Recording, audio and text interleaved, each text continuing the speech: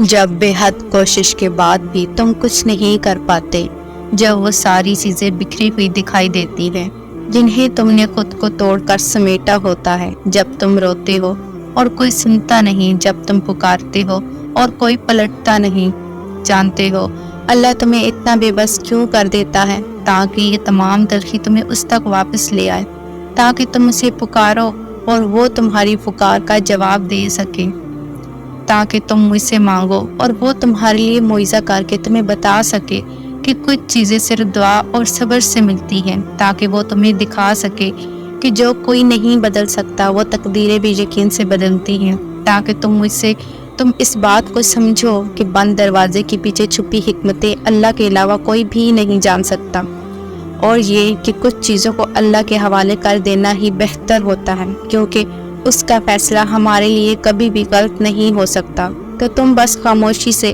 اس کے کن کا انتظار کرنا، ڈھیروں دعائیں کرنی ہیں، صبر کمانا ہے، کیونکہ کبھی کبھار دعا اور صبر ہی وہ واحد حل ہوتا ہے۔ یہ تکلیف عارضی ہے، یہ غم بس کچھ وقت کا حصہ ہے۔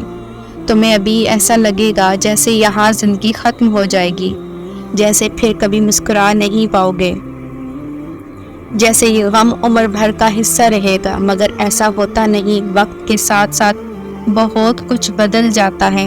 ہاں، کچھ غم بھولتے نہیں ہیں، مگر وقت اور حالات ان غموں کے بدلے اتنی خوشیاں دے دیتا ہے کہ انسان کو ماضی تو یاد آتا ہے مگر تکلیف نہیں ہوتی۔ یہی کائنات کی حقیقت ہے، یہی اللہ کی محبت ہے کہ وہ ہمارے حافظے میں پھر بس انہی چیزوں کو رکھتا ہے جن سے ہمیں تکلیف نہیں ملتی، یا جن کو یاد کر کے ہم غم میں مبتلا نہیں ہوتے۔ پھر اللہ ہمیں اتنی طاقت دے دیتا ہے کہ ہم ان چیزوں کو چھوڑ سکیں جن سے ہمیں بس تکلیف ملتی ہے۔ جو سوائے دکھ کے کچھ بھی نہیں، وہ خیالات سے واقف ہے، وہ چاہے تو ہر چیز تمہارے دل سے نکال دے، اور وہ چاہے تو تمہیں اسی خیال میں پھنسا دے۔ اپنے تمام معاملات میں اللہ پر ایسے یقین کیا کریں جیسے روزے کے معاملے میں کرتے ہیں کہ چاہے کچھ بھی ہو جائے ہمارے لیے آسانی فرمائے گا اور ہمارا روزہ پورا ہو جائے گا۔ دعا مانگ کر اپنا معاملہ اللہ کو اس طرح سونپ دیا کریں جیسے سحری کر کے پورے دن کی بھوک اور پیاس کا معاملہ، کہ اب میرا حال تیرے حوالے، تو میری مدد فرما اور میرا روزہ پورا کروا دے۔ پھر آپ دیکھیں گے اللہ کس طرح آپ کا معاملہ آسان فرماتا ہے، اور کیسے آپ کو دعا سے کن فیکون تک لے کر آتا ہے۔ وہ بادشاہوں کا بادشاہ آپ سے صرف محبت اور یقین مانگتا ہے، بندگی بجا لانا مانگتا ہے، باقی سب تو اس نے خود کرنا ہے جیسے وہ ہمیشہ سے کرتا آ رہا ہے، اور اللہ اپنے کاموں کو بڑی مہارت سے سر انجام دینے والا ہے۔ یقیناً یہ سب اللہ کے لیے بہت آسان ہے۔ کبھی اللہ کے فیصلوں پر یہ سوال مت اٹھاؤ کہ یہ کیوں کیا، وہ کیا، میں ہی کیوں، میرے ساتھ ہی ایسا کیوں۔ کبھی اس کی حکمتوں کو شک کی نگاہ سے نہ دیکھو، کیونکہ اس کی حکمتیں تمہاری سوچ سے کہیں زیادہ وسیع ہیں اور تمہارے انتخاب سے کہیں زیادہ بہتر بھی۔ اور جب تم ایمان رکھتے ہو تو تم ان چیزوں پر بھی یقین رکھو جنہیں دوسرے نہیں دیکھ پاتے، جنہیں تم معجزے کہتے ہو، جنہیں تم اللہ کی مدد کہتے ہو۔ اور جب تم یہ گمان رکھتے ہو اور یہ یقین رکھتے ہو کہ اللہ تمہاری ان سریوں سے مدد کرے گا جن سے کوئی واقف نہیں، یہاں تک کہ تم بھی نہیں، تو پھر واقعی معجزے وہاں سے ہوتے ہیں کہ انسانی آنکھ اور سوچ دنگ رہ جاتی ہے۔ انسان کا یقین ہی اللہ تک لے کر جاتا ہے، جس کے ایک اشارے پر چاند 2 ٹکڑوں میں تقسیم ہو گیا، جس کے ایک حکم پر سمندر 2 حصوں میں بٹ گیا۔ اس کے اختیارات کی نہ تو تم کو خبر ہے اور نہ ہی ذرا برابر علم، اور دعا ان ذریعے سے آپ کی مدد کرتی ہے کہ آپ اپنے وہم و گمان میں بھی نہیں سوچ سکتے۔ اس بات سے کوئی فرق نہیں پڑتا کہ آپ کے سامنے کتنی رکاوٹیں کھڑی ہیں، بس آپ نے اتنا یاد رکھنا ہے کہ اللہ ہمیشہ آپ کے ساتھ ہے، اور جب تک اللہ آپ کے ساتھ ہے آپ کوئی بھی جنگ جیت سکتے ہیں۔ تو جب کبھی دل مایوس ہونے لگے تو یاد کرنا جب اللہ نے قرآن میں فرمایا تھا کہ نوح علیہ السلام کے اس وقت کو یاد کرو جب اس نے ہمیں پکارا تو ہم نے اس کی دعا قبول کر لی۔ جب آپ اللہ سے مخلص دل سے مانگتے ہو، جب آپ دوسروں کے ساتھ برا نہیں کرتے، تو اللہ بھی پھر آپ کے ساتھ بھلائی کا معاملہ کرتا ہے۔ جب آپ کا دل صاف ہوتا ہے تو اللہ خود آپ کا ساتھ دیتا ہے اور کہتا ہے غم نہ کرو، آپ ہی غالب رہو گے۔ پھر آپ کے مخالف ساری کائنات ہی کیوں نہ کھڑی ہو جائے، پھر کوئی کچھ نہیں کر سکتا، کوئی بھی اللہ کی عطا کو نہیں روک سکتا۔ کچھ آزمائشیں اتنی طویل ہو جاتی ہیں کہ انسان کو توڑ کر رکھ دیتی ہیں، ہر ساتھ نبھانے والا ساتھ چھوڑ دیتا ہے۔ اللہ آپ کو 1000 ٹکڑوں میں توڑے گا تاکہ آپ کو احساس ہو سکے کہ آپ کتنے مضبوط ہیں۔ وہ آپ کی زندگی میں آزمائشوں اور مشکلات لائے گا صرف یہ بتانے کے لیے کہ آپ کو کس طرح درد اور پریشانیوں کا مقابلہ کرنا ہے۔ مجھے لگتا ہے کہ ہم جس تکلیف اور مشکل وقت سے گزر رہے ہوتے ہیں اس کے بارے میں سوچنے کا یہ ایک بہت ہی خوبصورت طریقہ ہے کہ وہ کسی انسان پر اتنا بوجھ نہیں ڈالتا جو وہ برداشت نہ کر سکے، یعنی آپ اس تکلیف کو برداشت کرنے کی طاقت رکھتے ہیں، اس لیے وہ آپ کو آزمائش میں ڈالتا ہے تاکہ آپ اور بھی زیادہ مضبوط ہو سکیں اور اللہ کے مزید قریب جا سکیں۔ وہ اللہ ہے، اس وسیع کائنات کا مالک، اس کائنات کا خالق، ہر ایک چیز پر قادر، قدرت ایسی ایک چونٹی بھی اس کی مرضی کے بغیر نہیں ہل سکے، رحمت اتنی وسیع کہ اللہ کہتا ہے میری رحمت سے نا امید نہیں ہونا، اور اللہ کا اپنے بندوں سے پیار کتنا ہے کہ اللہ کہتا ہے کہ تم اچھا گمان رکھو، دعائیں مانگو، دوست سمجھو، غمگین نہ ہو جاؤ، یقین کرو اپنے اللہ کے فیصلوں پر، مانگو اور یقین رکھو اپنے اللہ کی قدرت کو۔ مگر ہم انسان کیا کرتے ہیں کہ ذرا سے حالات خراب ہوئے ادھر، ساتھ ہی ہم مایوس ہو جاتے ہیں، ادھر ذرا سے معاملات بگڑے ساتھ ہی اللہ سے شکوے شروع کر دیتے ہیں۔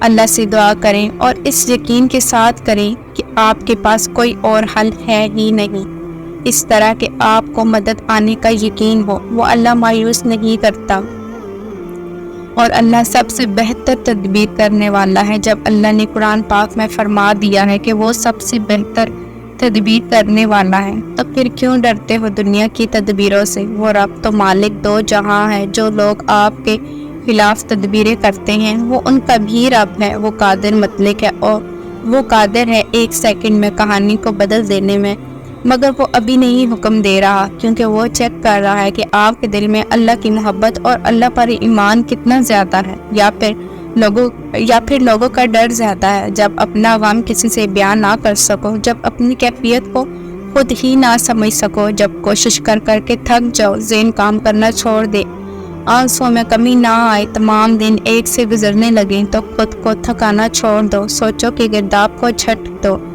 اپنا آپ حالات کے حوالے کر دو اس ایک ذات کے بھروسے۔ وہ اتنا رحیم ہے کہ اس پر بھروسہ کرنے والوں کو تنہا نہیں چھوڑتا، اسے امید دیتا ہے، دلاسا دیتا ہے، اپنے ہونے کا یقین دلاتا ہے، مشکل میں ڈالتا ہے تو خود ہی اس غم سے نکلنے کا وسیلہ بھی بن جاتا ہے، امتحان لیتا ہے تاکہ صابر بنو، اپنے ساتھ کی یقین دہانی کراتا ہے، نہ تو تیرے رب نے تجھے چھوڑا ہے اور نہ وہ تجھ سے بیزار ہوا ہے۔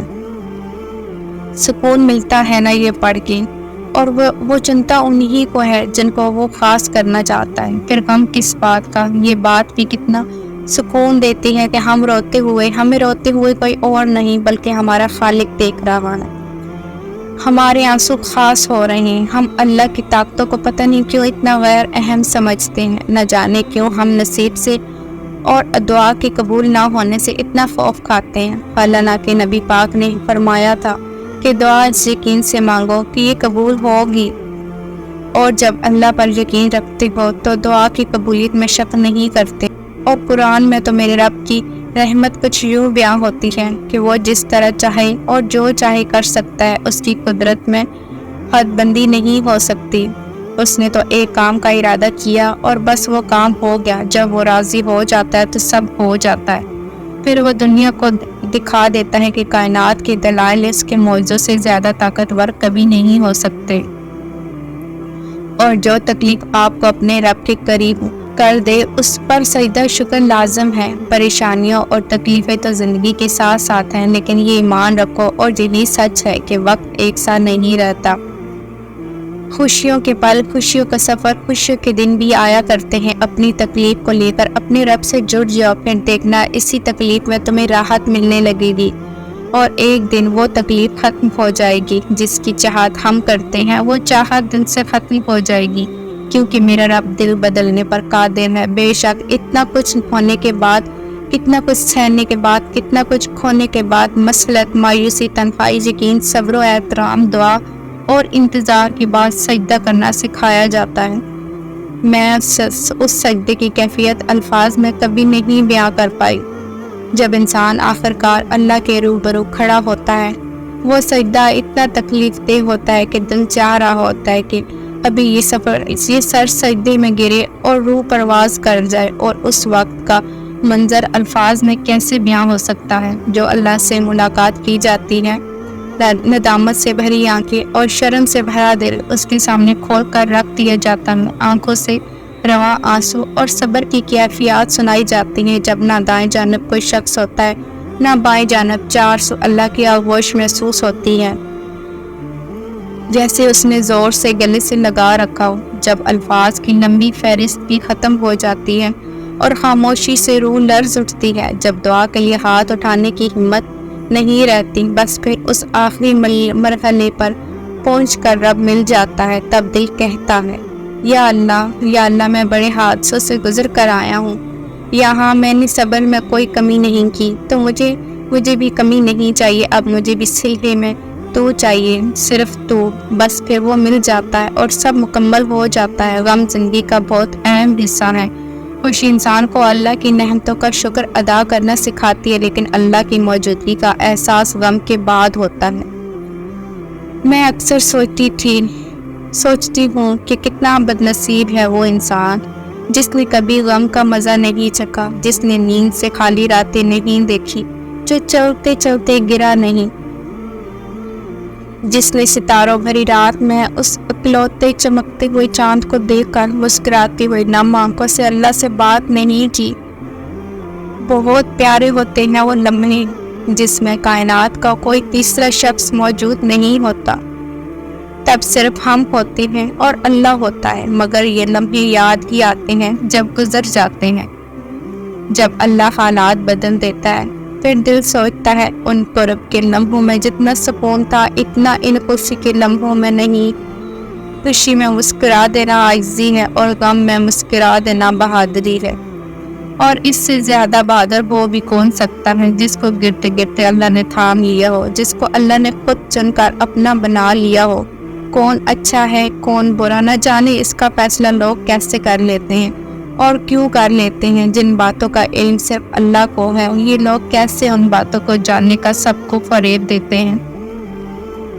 کسی بھی شخص کی حقیقت تم کبھی بھی نہیں جان سکتے، تو تم کو کیا خبر کہ دن بھر مسکرانے والا انسان رات بھر اللہ کے سامنے بیٹھ کر بچوں کی طرح روتا ہو، اور سب کے سامنے مضبوط بننے والا شخص اللہ کے روبرو کہیں قصوں میں بکھر جاتا ہو۔ تبھی اللہ نے قرآن پاک میں فرمایا ہے، روز محشر کوئی کسی کے اعمال کا بوجھ نہیں اٹھائے گا، تو پھر تم کیوں کسی کو جینے نہیں دیتے؟ تم کیوں ان چیزوں کا عیار رکھتے ہو جن کا کوئی وجود ہی نہیں؟